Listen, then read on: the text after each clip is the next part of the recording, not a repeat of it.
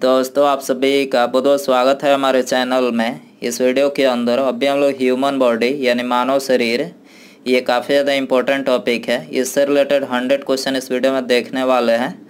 तो वीडियो पसंद आए वीडियो को लाइक करें, अपने दोस्तों में शेयर कर सकते हैं। चैनल पर नया है सब्सक्राइब करके बेल आइकन प्रेस करें।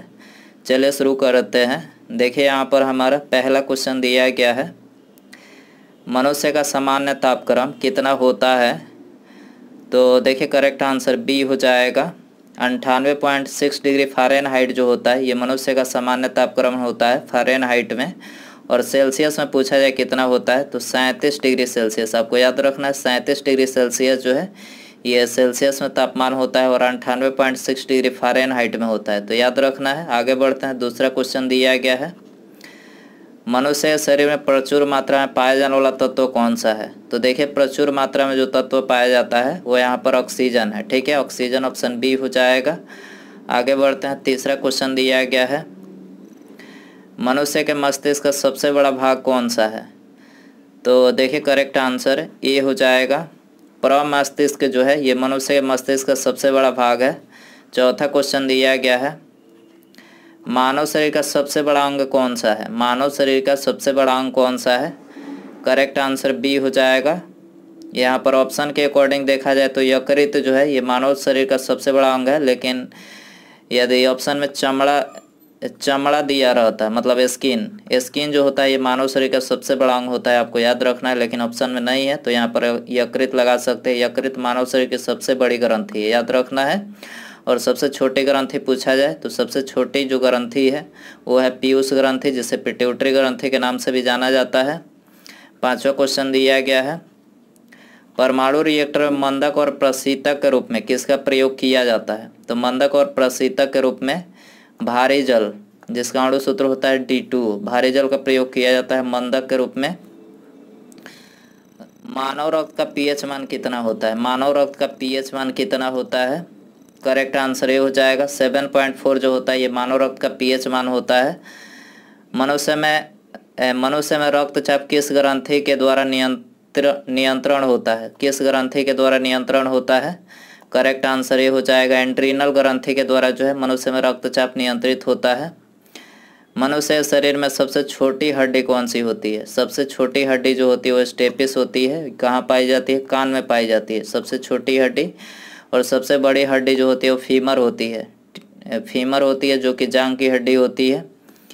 आगे बढ़ते हैं। मनुष्य के शरीर में सबसे बड़ी हड्डी कौन सी होती है। तो सबसे बड़ी हड्डी तो बता ही चुके हैं कि फीमर, जांघ की हड्डी सबसे बड़ी हड्डी होती है। बुढ़ापे में कौन सी ग्रंथि लुप्त हो जाती है। तो बुढ़ापा किस ग्रंथि के खत्म होने के कारण से आता है। तो करेक्ट आंसर हो जाएगा ऑप्शन बी, थाइमस ग्रंथि के कारण से, मतलब इसके लुप्त हो जाने के कारण से जो है बुढ़ापा मनुष्य में समय से पहले आ जाता है। मनुष्य के रक्त में कौन सी धातु पाया जाता है। तो कौन सी धातु पाया जाता है। करेक्ट आंसर सी हो जाएगा, लोहा धातु। मनुष्य के रक्त में कौन सी धातु, लोहा धातु पाया जाता है। मानव शरीर में क्रोमोसोम यानी गुणसूत्रों की संख्या कितनी होती है। करेक्ट आंसर हो जाएगा बी, 46। मनुष्य शरीर में 46 गुणसूत्र होते हैं। मानव शरीर की सबसे बड़ी कोशिका का क्या नाम है। तो करेक्ट आंसर बी हो जाएगा, तंत्रिका कोशिका जो होता है ये मानव शरीर की सबसे बड़ी कोशिका होता है। मनुष्य का सामान्य रक्तचाप कितना होता है। तो सामान्य जो रक्तचाप होता है 120/80 mmHg होता है। ठीक है, 120/80। मानव शरीर का रक्त बैंक किसे कहते हैं। मानव शरीर का रक्त बैंक किसे कहते हैं। करेक्ट आंसर ये हो जाएगा, प्लीहा को मानव शरीर का रक्त बैंक कहा जाता है।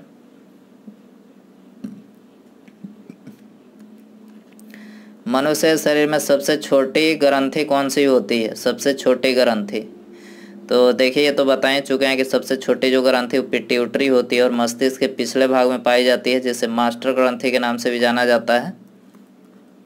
मानव शरीर में जल की मात्रा कितनी होती है। तो करेक्ट आंसर ये हो जाएगा 80% जो है मानव शरीर में जल की मात्रा होती है। मनुष्य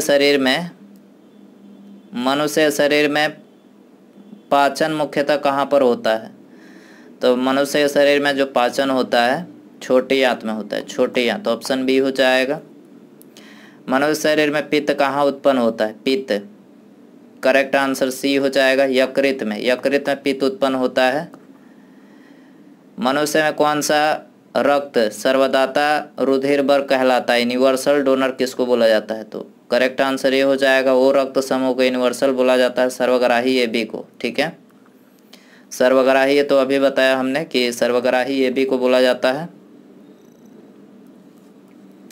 इंसुलिन की कमी से कौन सा रोग होता है? इंसुलिन की कमी से करेक्ट आंसर बी हो जाएगा। डायबिटीज जो होता है इंसुलिन की कमी से होता है।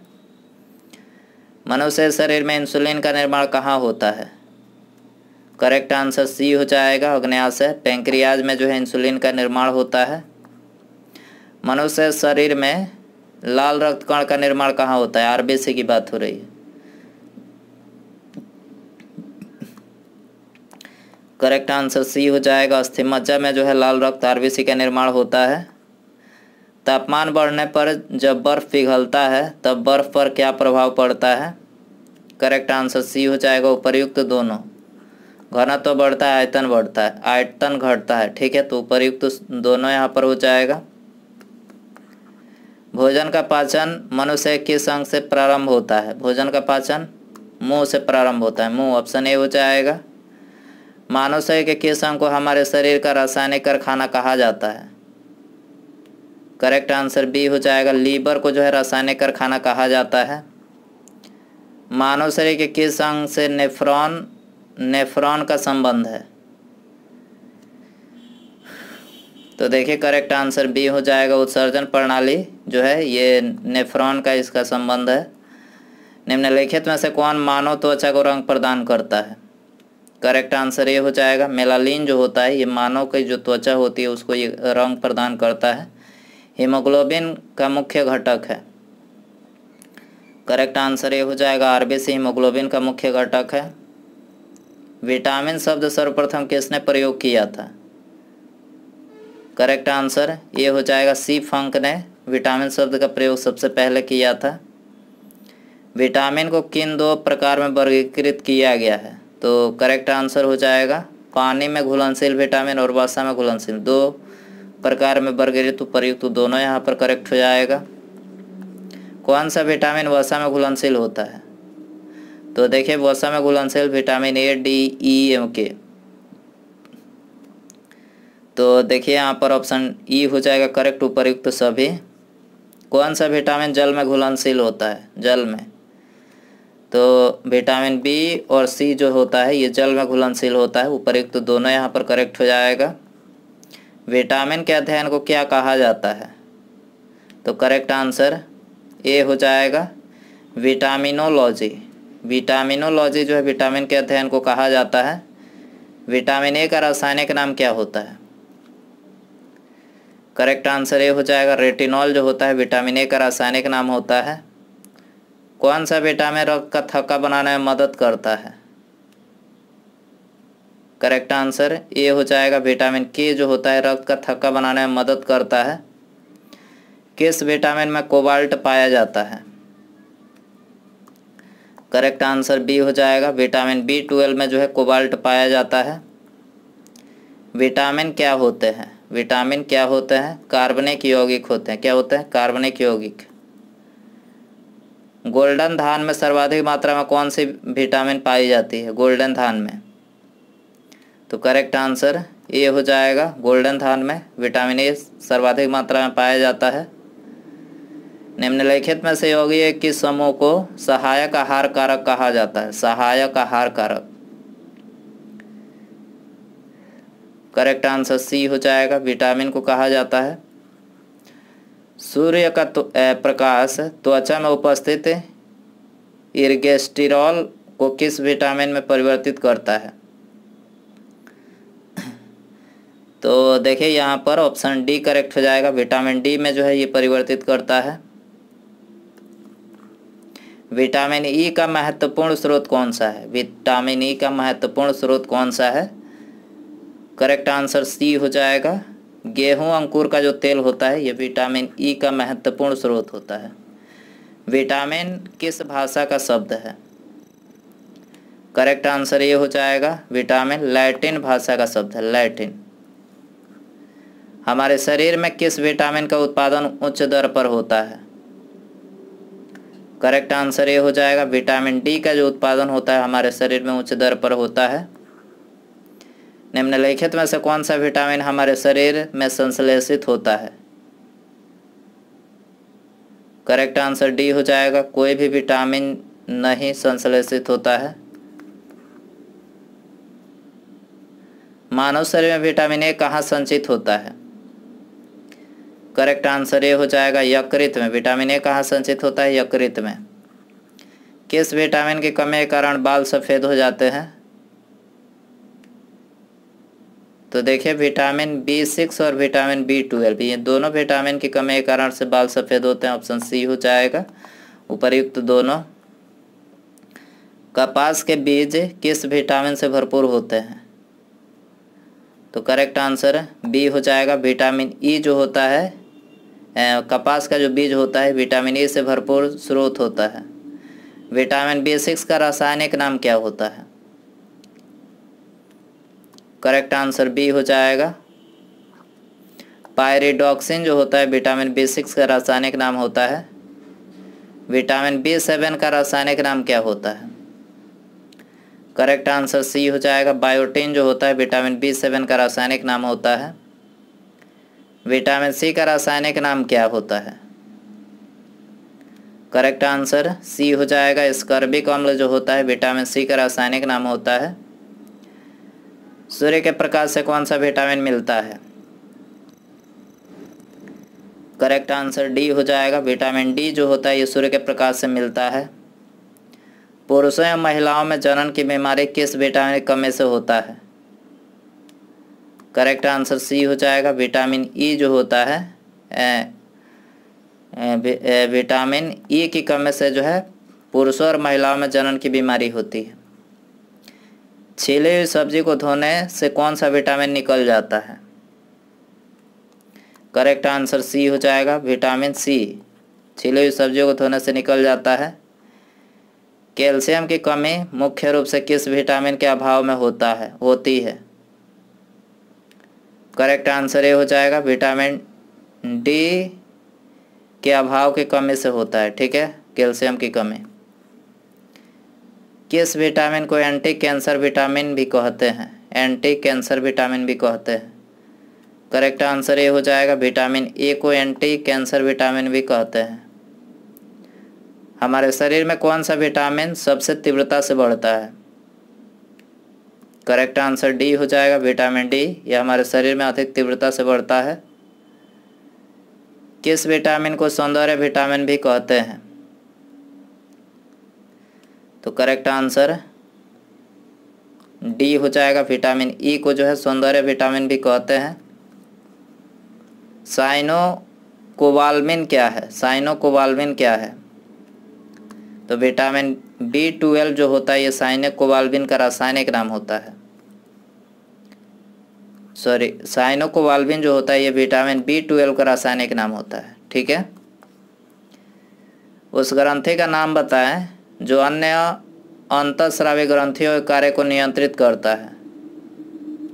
करेक्ट आंसर ये हो जाएगा पिट्यूटरी ग्रंथि जो होती है ये अन्य अंतःस्रावी ग्रंथियों के कार्य को नियंत्रित करता है। मानव शरीर की कौन सी कोशिकाएं प्रायः मानव शरीर के सैनिक कहलाते हैं? मानव शरीर की कौन सी कोशिकाएं प्रायः मानव शरीर के सैनिक कहलाते हैं? करेक्ट आंसर बी हो जाएगा WBC कहलाते हैं। माइक्रोस्कोप के माध्यम से देखे जाने वाले कोशिकाओं, ऊतकों और अंगों के माइक्रो एनाटॉमी का अध्ययन क्या कहलाता है? तो करेक्ट आंसर सी हो जाएगा ऊतक विज्ञान हिस्टोलॉजी। यहाँ पर ऑप्शन सी उपर्युक्त दोनों ही करेक्ट हो जाएगा। बेरिएट्रिक सर्जरी किसी व्यक्ति के डैश में परिवर्तित करते हैं? Bariatric surgery correct answer C हो जाएगा पाचन तंत्र। किसी व्यक्ति के पाचन तंत्र में परिवर्तित करते हैं। ठीक है, बेरिएट्रिक सर्जरी। मादा पुष्प के किस भाग में निषेचन होता है? करेक्ट आंसर बी हो जाएगा, अंडाशय में निषेचन होता है। डीएनए मुख्य रूप से कोशिका के डैश में संग्रहित होती है, तो डीएनए मुख्य रूप से करेक्ट आंसर ये हो जाएगा, कोशिका के नाभिक में संग्रहित होती है। कौन सा ऊतक भोजन को एक पौधे के विभिन्न अंगों तक पहुंचाता है? कौन सा ऊतक भोजन को एक पौधे के विभिन्न अंगों तक पहुंचाता है? करेक्ट आंसर ये हो जाएगा, फ्लोएम। विषाणु में क्या पाया जाता है? न्यूक्लिक एसिड और प्रोटीन विषाणु में पाया जाता है। उपर्युक्त तो दोनों यहाँ पर हो जाएगा। तेल टैंकर में प्रयोग होने वाला शब्द बैरल कितने लीटर के बराबर होता है? करेक्ट आंसर ये हो जाएगा, 159 लीटर के बराबर होता है। तेल बैरल जो होता है, एक बैरल।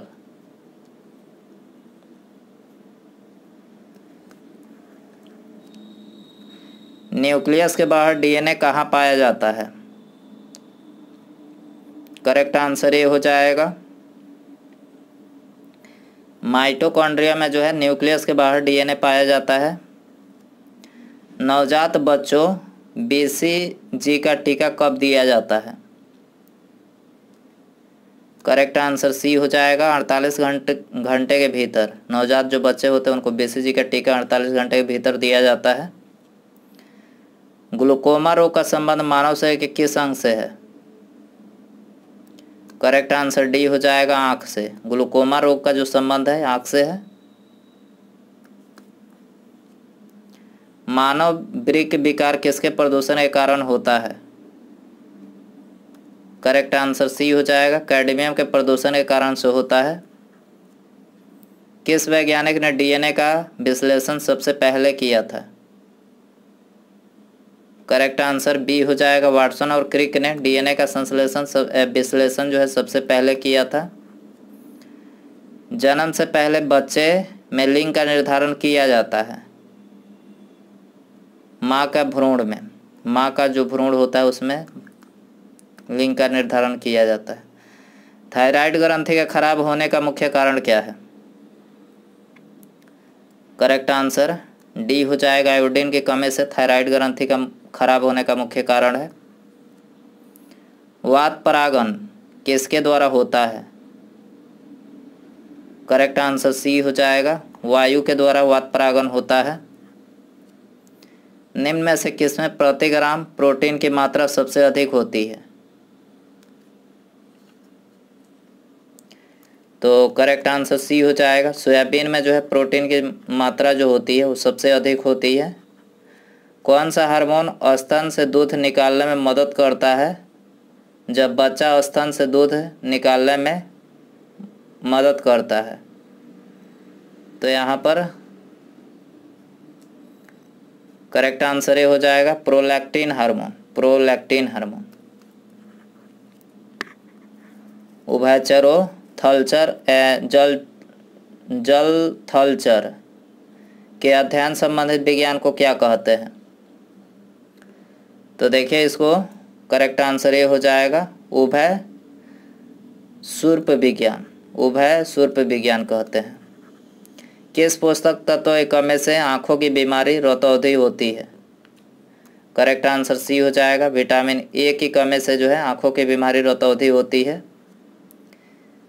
किस इंसान को हाइपरमेट्रोपिया है? नेत्र रोग विशेषज्ञ उसकी दृष्टि को ठीक करने के लिए किस प्रकार के लेंस का सुझाव देंगे? तो करेक्ट आंसर बी हो जाएगा, उत्तल लेंस का सुझाव देंगे हाइपरमेट्रोपिया है तो। ठीक है, आगे बढ़ते हैं।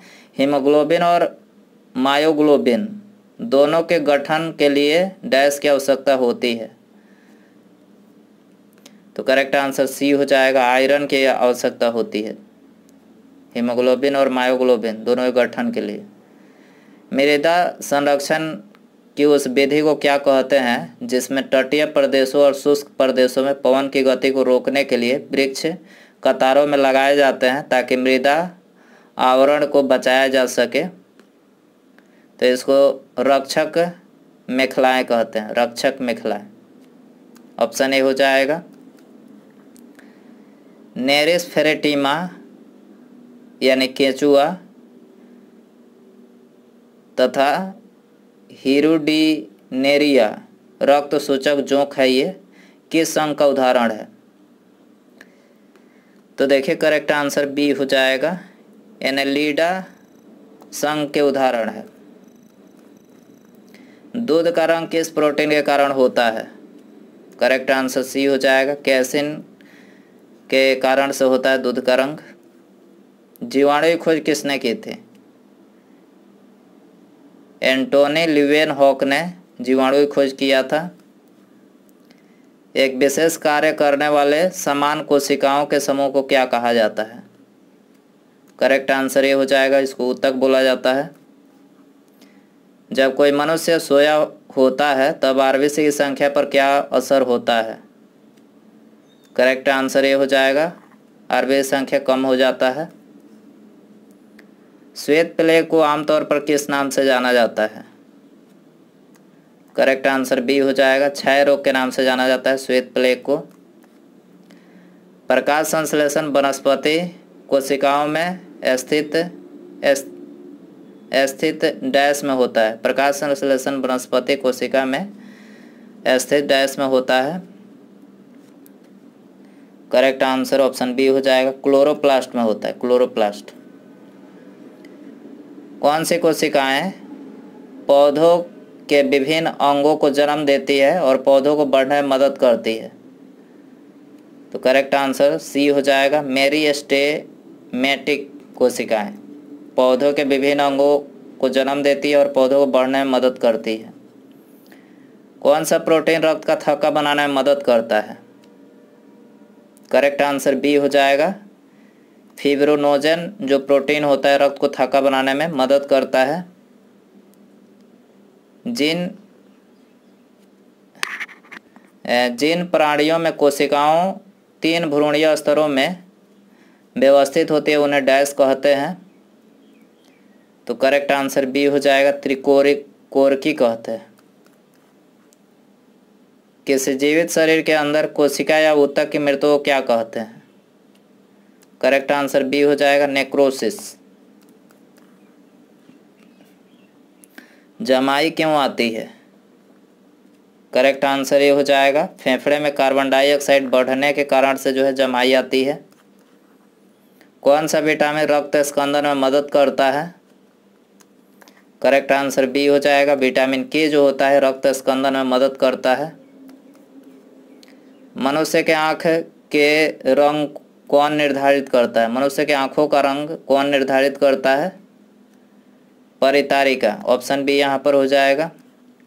प्लाज्मा का रंग कौन सा होता है? प्लाज्मा का रंग कौन सा होता है? करेक्ट आंसर ये हो जाएगा, पीला होता है। जीव कोशिकाओं में आनुवांशिक लक्षणों के नियंत्रण में कौन उत्तरदायी है? जीव कोशिकाओं में आनुवांशिक लक्षणों के नियंत्रण में कौन उत्तरदायी है? करेक्ट आंसर ये हो जाएगा, डीएनए उत्तरदायी है। वयस्क मनुष्य में कितने लीटर खून होता है? 5 से 6 लीटर, डी आंसर हो जाएगा।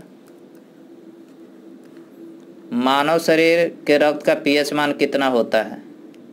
करेक्ट आंसर सी हो जाएगा, 7.4 जो होता है ये मानव शरीर के रक्त का पीएच मान होता है। आरबीसी का कब्रिस्तान किसे कहते हैं? ये आप सभी के लिए क्वेश्चन रखते हैं, इसका आंसर आपको कमेंट में बताना है। आरबीसी का कब्रिस्तान किसे कहते हैं? सही आंसर कमेंट बॉक्स में जरूर बताएं। और वीडियो पसंद आया हो तो प्लीज़ वीडियो को लाइक कर दें, अपने दोस्तों में शेयर कर सकते हैं। चैनल पर नया है सब्सक्राइब करके बेल आइकन प्रेस करें। ठीक है, मिलते हैं अगले वीडियो में। नमस्कार, जय हिंद, जय भारत।